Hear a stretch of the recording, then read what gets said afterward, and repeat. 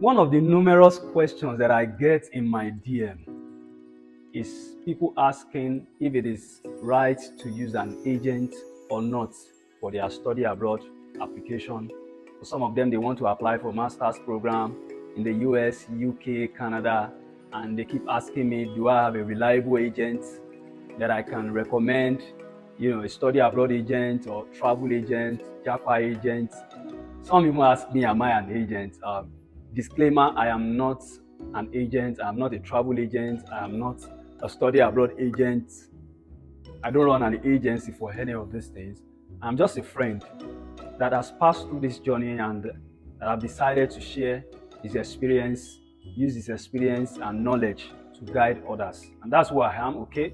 My name is Olubenga and I'm currently a master's student at the University of Alabama in the US. On this channel, we share strategies, tips, and content that has to do with studying abroad, how to apply for scholarships, how to apply for schools in the US, UK, Canada, and other parts of the world, and how you can achieve your studying and living abroad dreams.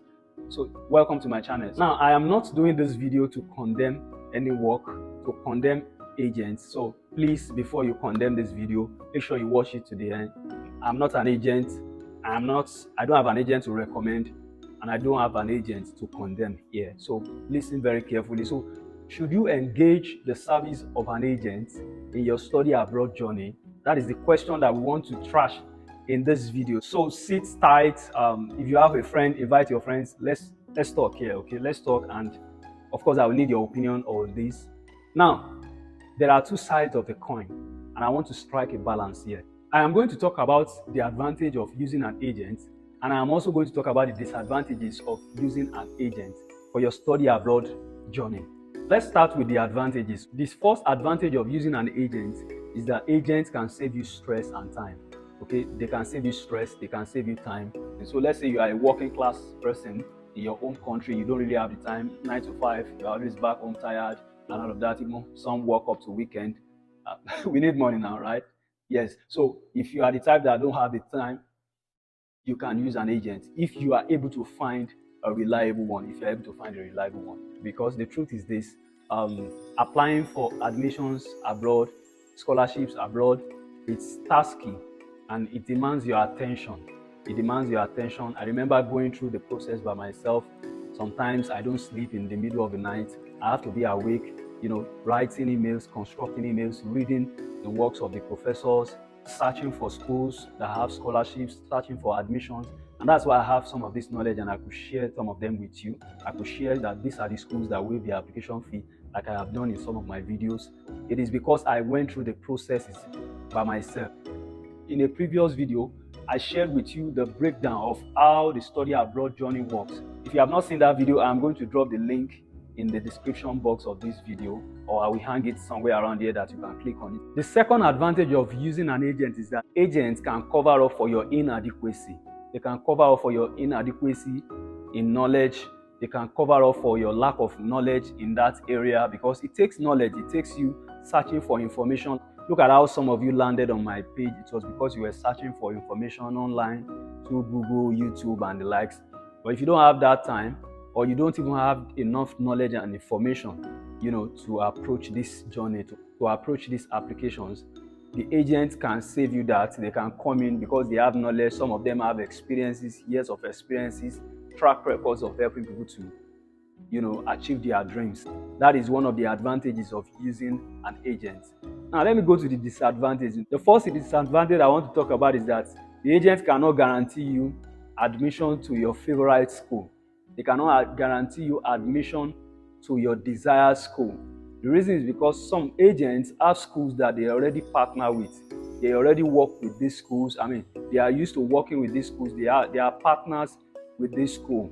So it is easy for them to get admission for you in some of these schools. Now, this is not applicable to all agents. Some agents are able to help you with the school you desire also. But from what I know, the chances are very slim.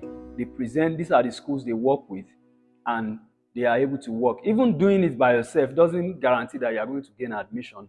But at least you know that this is the school that I'm working with, and I am able to give them everything that they need. This is what they require, okay?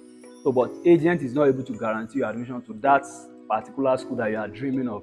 Some of you are dreaming of, oh, I want to get into Harvard. I want to get into Yale University. I want to get into Oxford University, some of these top schools. They can't guarantee you that, okay? But some can help you with admission, right, into a school, just to help you step forward in your career, okay? So the second thing they cannot guarantee you is funding. A lot of agents can guarantee you admission, but most of this admission comes with self-funded, right? That means you have to pay for your school. That's why you see a lot of people doing masters abroad and they are funding themselves. They have to be working and be paying their fees by themselves. But if you want admission that comes with funding, most agents cannot guarantee funding. Some, very few of them, can guide you on how to get scholarship funding and the likes, but they cannot guarantee funding.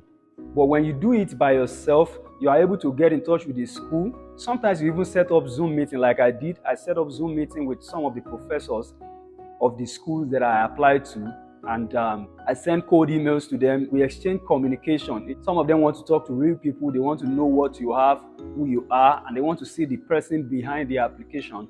This is what you can only do by yourself. Agents cannot do it for you. They cannot communicate on your behalf. Because they can't carry your face, right? So they cannot guarantee you that. They cannot guarantee admission.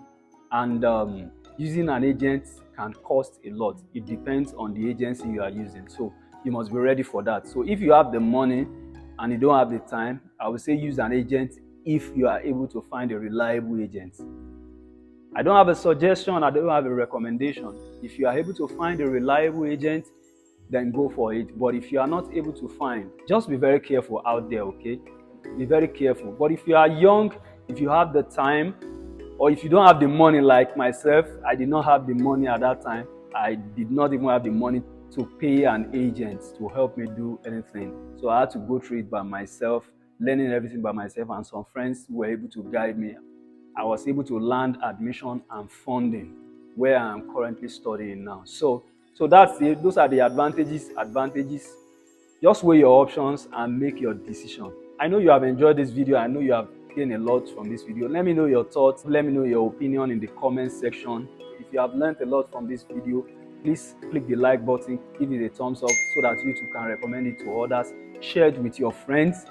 Subscribe to this channel. If you are new on this channel and you have not subscribed, please subscribe to the channel so that you get access to the content as I release them. So till I come your way again, stay blessed.